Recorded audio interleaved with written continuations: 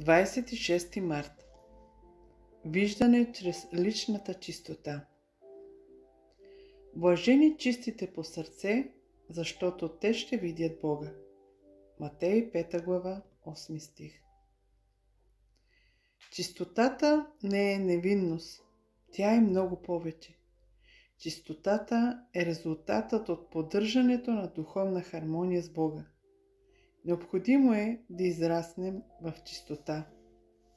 Животът ни с Бога може да е в добро състояние и вътрешната ни чистота да е останала неопетнена, но въпреки това, от време на време, външността ни да бъде омърсена. Бог не ни предпазва от това, защото по този начин разбираме необходимостта от поддържането на духовното си зрение чрез лична чистота.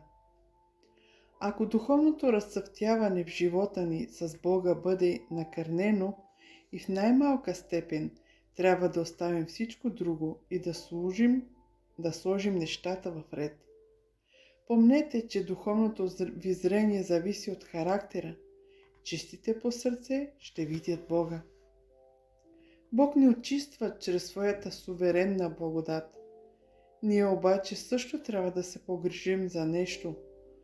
Начина, по който общуваме с другите хора и по който приемаме техните гледни точки, ето какво има стойност да опетним. Не само, че трябва да пазим вътрешното си светилище в изрядност пред Бога, но външният ни двор също трябва да е в съвършена хармония с чистотата, която Бог ни дава чрез своята благодат. Духовното разбиране се замъглява веднага, щом външният двор се замърси. Ако смятаме да поддържаме личната си връзка с Господ Исус Христос, ще има неща, които трябва да презираме да вършим, да мислим или да докосваме.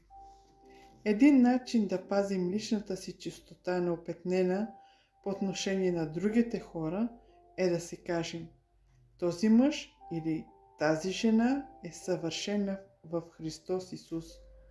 Този приятел, този роднина е съвършен в Исус Христос.